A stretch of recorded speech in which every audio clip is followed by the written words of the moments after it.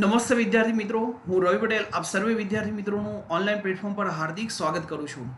દોસ્તો, આજની આપણી બંધારણની લેક્ચર સિરીઝમાં મેઇન ઉદ્દેશ એ રહેશે કે બંધારણને લગતા વિવિધ ટોપિક વિશે મહત્વની ઇન્ટરેસ્ટિંગ જે પણ ફેક્ટ છે, મહત્વના રસપ્રદ મુદ્દાઓ છે, માહિતી છે, એ આપણી સમક્ષ રજૂ કરીએ, જેથી કરીને એક્ઝામમાં તમને ખૂબ જ મદદરૂપ થઈ શકે. એક્ઝામના પોઈન્ટ ઓફ વ્યૂથી અમુક ચોક્કસ મુદ્દાઓ જે તમારે ધ્યાને લેવા જોઈએ રિવિઝન બેઝ પર, એ તમે અહીંયા કમ્પ્લીટ કરી શકો. આજનો આપણો ટોપિક રહેશે સંવિધાનના નિર્માણ અંગે મહત્વની રસપ્રદ માહિતી કઈ કઈ છે જે આપણે ધ્યાને હોવી જોઈએ, એ અંગેની ચર્ચાને આગળ વધારીએ. દોસ્તો, ધ્યાન લેશો, સૌપ્રથમ વાર બંધારણ તૈયાર કરવા માટે બંધારણ સભા હોવી જોઈએ. બંધારણ સભાનું ગઠન થવું જોઈએ. આ અંગેનો સૌપ્રથમ વિચાર જે છે એ વામપંથી આંદોલનના પ્રણેતા માનવેન્દ્રનાથ રોય દ્વારા વર્ષ 1934માં રજૂ કરાય છે. આ જ વર્ષમાં એટલે કે વર્ષ 1934માં પહેલી રાજનૈતિક પક્ષ સ્વરાજ પક્ષ તૈયાર થાય છે, જે બંધારણ સભાના ગઠન અંગેનો પ્રસ્તાવ રજૂ કરે છે, એની માગ કરે છે. ત્યારબાદ કહી શકાશે એના પછીના વર્ષમાં વર્ષ 1935માં ઇન્ડિયન નેશનલ કોંગ્રેસ જે છે એ ઓફિશિયલી અધિકારિક રૂપથી કહી શકાશે સૌપ્રથમવાર બંધારણ સભાના ગઠન અંગેનો પ્રસ્તાવ જે છે એ રજૂ કરે છે. ત્યારબાદ કોંગ્રેસ તરફથી વર્ષ 1938માં જવાહરલાલ નહેરુ દ્વારા બંધારણ સભાનું જે ગઠન થવું જોઈએ એ વયસ્ક મતાધિકાર એટલે કે ઇલેક્શન દ્વારા આ ગઠન જે થવું જોઈએ એ અંગેની માગ થાય છે.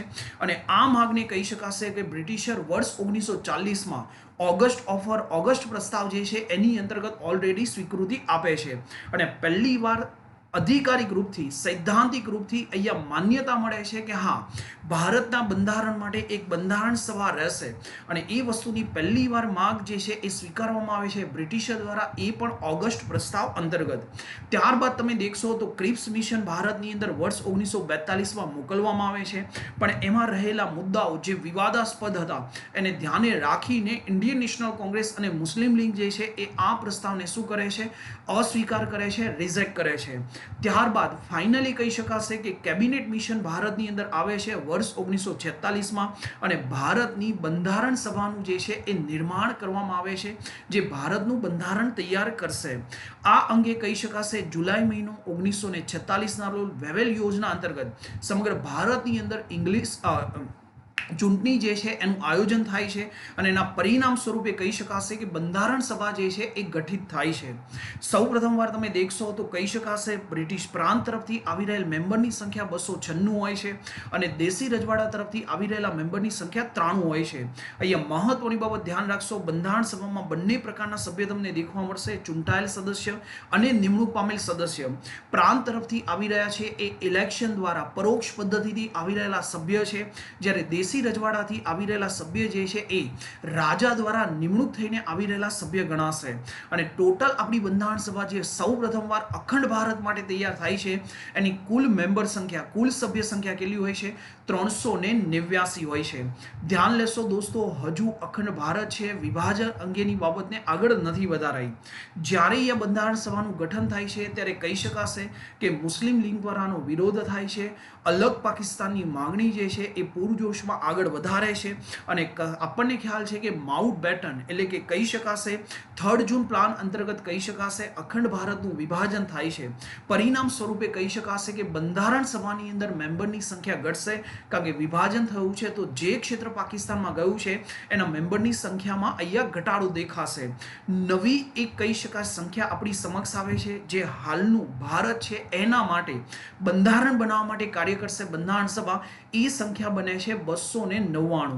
તો અખંડ ભારત માટે 389 સંખ્યા હતી, એ વિભાજન બાદ કહી શકાશે સંખ્યા કેટલી બની જાય છે? 299. જ્યાં બ્રિટિશ પ્રાંત હતા ત્યાંથી આવી રહેલા મેમ્બરની સંખ્યા 229 હતી અને એ જ પ્રમાણે દેશી રજવાડા તરફથી આવી રહેલા સભ્યની સંખ્યા જે છે એ 70 રહે છે. આમ ટોટલ સદસ્ય કેટલા બને છે? 299, જે બંધારણ બનાવવાનું કાર્યને સમય સાથે આગળ વધારે છે. બંધારણ સભાને લઈને થોડા શરૂઆતની બેઠકને લઈને ક્વેશ્ચન જે વારંવાર એક્ઝામમાં પૂછે છે, કઈ બાબત તમારે ધ્યાને લેવી જોઈએ. બંધારણ સભાની પ્રથમ બેઠક મળે છે 9 ડિસેમ્બર 1946ના રોજ. અહીંયા ધ્યાન લેશો, પ્રથમ બેઠકની અંદર મુસ્લિમ લીગ દ્વારા ઓલરેડી બહિષ્કાર કરાય છે બંધારણ સભાનો. અલગ પાકિસ્તાનની માગણી જે છે એ પૂરજોશથી કરવામાં આવે છે. આ પહેલી બેઠક છે. વરિષ્ઠ હોવાને નાતે ડોક્ટર સચ્ચિદાનંદ સિંહાને એડહોક એટલે કે એક્ટિંગ પ્રેસિડેન્ટ કાર્યકારી અધ્યક્ષ બનાવાય છે. આ વ્યક્તિ જે છે આગામી બેઠક એટલે કે બંધારણ સભાની બીજી બેઠક બોલાવે છે એક દિવસ બાદ 11 ડિસેમ્બર 1946. જ્યાં કાયમી અધ્યક્ષ જે ચૂંટાઈને આવ્યા છે એ વ્યક્તિને પદ સોંપાય છે અને કાયમી અધ્યક્ષ જે બંધારણ સભાના બને છે ડોક્ટર રાજેન્દ્ર પ્રસાદ. ધ્યાન લેશો, ઉપાધ્યક્ષ પૂછે છે તો એ બની રહ્યા છે એસસી મુખર્જી. હરેન્દ્ર કુમાર મુખર્જી જે છે એ ઓલરેડી ઉપાધ્યક્ષ બની રહ્યા છે. બંધારણ સભાની ત્રીજી બેઠક બોલાવવામાં આવે છે એક દિવસ બાદ એટલે કે 13 ડિસેમ્બર 1946. જ્યાં તમને ખ્યાલ છે ઉદ્દેશિકા પ્રસ્તાવ, ઓબ્જેક્ટિવ રિઝોલ્યુશન જે આગળ જતા આમુખ બને છે એની રજૂઆત કરવામાં આવે છે જવાહરલાલ નહેરુ દ્વારા અને એ જ ઉદ્દેશિકા પ્રસ્તાવની સ્વીકૃતિ મળે છે નેક્સ્ટ મંથ એટલે કે જાન્યુઆરી 1947. કઈ તારીખના રોજ? 22 તારીખના રોજ માન્યતા પ્રદાન કરાય છે, એને સ્વીકારવામાં આવે છે. બંધારણ સભાની સૌથી અલગ અલગ જે સમિતિ હતી એ પૈકીની સૌથી મહત્વની સમિતિ દરેક મુદ્દા ઉપર મૂલ્યાંકન કરશે વગેરે બાબત એ સમિતિ હતી ડ્રાફ્ટિંગ કમિટી એટલે કે કહી શકાશે પ્રારૂપ સમિતિ.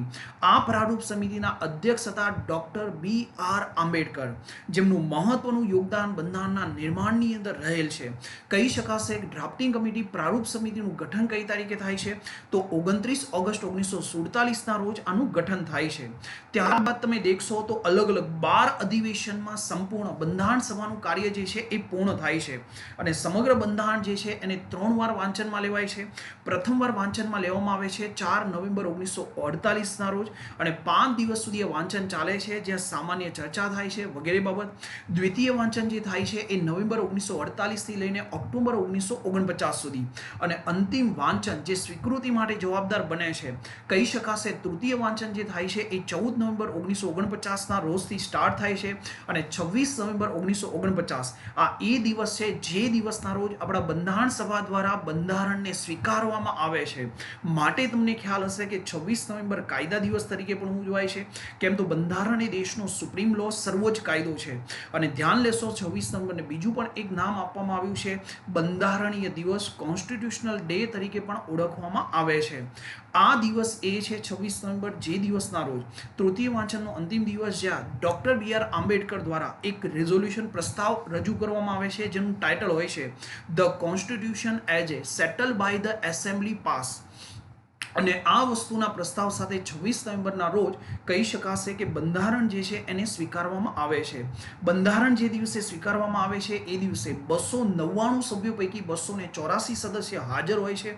એ લોકો બંધારણ પર સાઇન કરે છે અને એની સ્વીકૃતિ પ્રદાન કરે છે.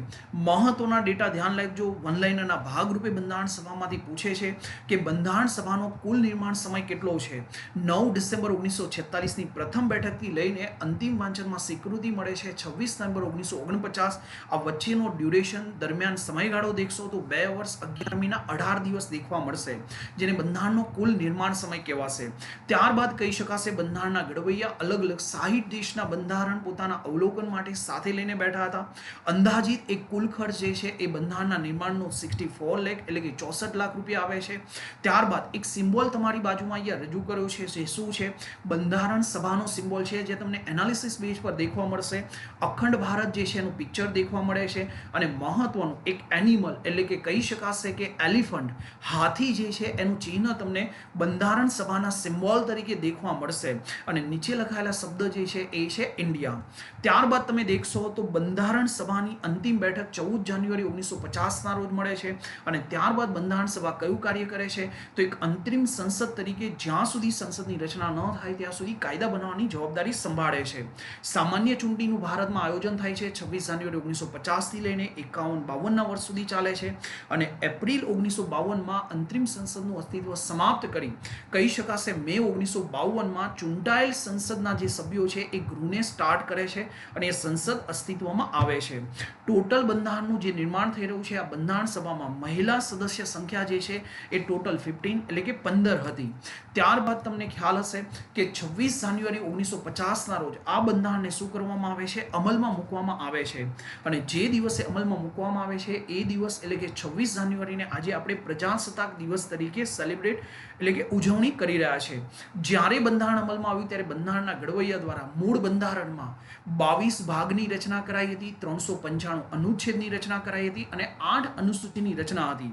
સાથે સાથે પ્રથમ પેજ પર પ્રસ્તાવના એટલે કે પ્રિએમ્બલ આમુખ જે છે એ મૂકવામાં આવે છે.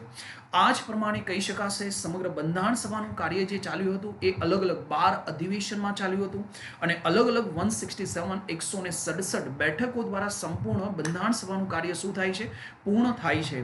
આ જે અલગ અલગ 12 અધિવેશન હતા એમાં મહત્વના જે મુદ્દાઓ ચર્ચામાં રહ્યા હતા અલગ અલગ અધિવેશનમાં એની એક નાનકડી રજૂઆત આપણી સમક્ષ છે. એક્ઝામની અંદર ધ્યાન લેશો, ડાયરેક્ટલી આ બાબત પૂછાય એ જરૂરી નથી. પહેલા અધિવેશનમાં સૌથી મહત્વની બાબત હતી ઉદ્દેશિકા પ્રસ્તાવની રજૂઆત. સેકન્ડ અધિવેશનમાં સૌથી મહત્વની બાબત હતી કે એને પારિત કરી દેવામાં આવે છે અને માન્યતા અપાય છે અને અલગ અલગ સમિતિનું ગઠન થાય છે. સામાન્ય રીતે મોટી 8 સમિતિ હતી અને નાની નાની 13 સમિતિનું ગઠન થાય છે. ત્રીજા અધિવેશનની અંદર કહી શકાશે કે દરેક અલગ અલગ સમિતિ પોતાના પ્રતિવેદન જે છે એ રજૂ કરે છે. ત્યારબાદ ચોથા અધિવેશનની અંદર સૌથી મહત્વની બાબત એટલે કે રાષ્ટ્રધ્વજ જે છે એની સ્વીકૃતિ અપાય છે. રાષ્ટ્રધ્વજની સ્વીકૃતિ 22 જુલાઈ 1947 રોજ પ્રદાન થાય છે. ત્યારબાદ તમે દેખશો તો ઓલરેડી પાંચમા અધિવેશનમાં જે બંધારણ સભા જે છે એને એક સાર્વભૌમત્વ એટલે કે કહી શકાશે એક સોવરેન બોડી તરીકે ઘોષિત કરાય છે, એક સાર્વભૌમ સંસ્થા તરીકે ઘોષિત કરાય છે. છઠ્ઠા અધિવેશનની અંદર પ્રારૂપ સમિતિ દ્વારા બંધારણનું પ્રારૂપ પ્રસ્તુત થાય છે. સાતમા અધિવેશનની અંદર બંધારણનું પ્રથમ વાંચન થાય છે. આઠમા અધિવેશનની અંદર જે પણ કોમનવેલ્થ રાષ્ટ્રમંડળની સદસ્યતા છે એને ગ્રહણ કરીએ છીએ. એ જ પ્રમાણે નવમા અધિવેશનની અંદર બંધારણનું હિન્દીમાં અનુવાદ માટેના પ્રસ્તાવને માન્યતા મળે છે. એ જ પ્રમાણે 10મા અધિવેશનની અંદર બંધારણનું દ્વિતીય વાંચન થાય છે અને 11મા અધિવેશનમાં બંધારણનું તૃતીય વાંચન જે છે એ પૂર્ણ કરવામાં આવે છે. અને છેલ્લા અધિવેશન છેલ્લો દિવસ એટલે કે ટોટલ 299 સદસ્યો પૈકી 284 સદસ્ય જે છે એ બંધારણ પર સાઇન કરે છે અને એને સ્વીકૃતિ પ્રદાન કરે છે. આશા રાખું છું ઘણા બધા ડેટા તમને રિવિઝન બેઝ પર યાદ રહ્યા હશે જે એક્ઝામના પોઈન્ટ ઓફ વ્યૂથી ખૂબ જ મહત્વના છે અને આપ લોકોને એક્ઝામમાં આ વિડીયો લેક્ચર જે છે ખૂબ જ મદદરૂપ થશે. આ વિડીયો જે છે એ અન્ય વિદ્યાર્થી સાથે શેર કરો. ખાસ જો અમારા કાર્યથી તમને લોકોને મદદ થઈ રહી છે તો આ વિડીયો જે છે એને લાઈક કરો અને સાથે સાથે અમારી જે ચેનલ છે એને સબસ્ક્રાઈબ કરો. Thank you. જય હિન્દ, જય ભારત.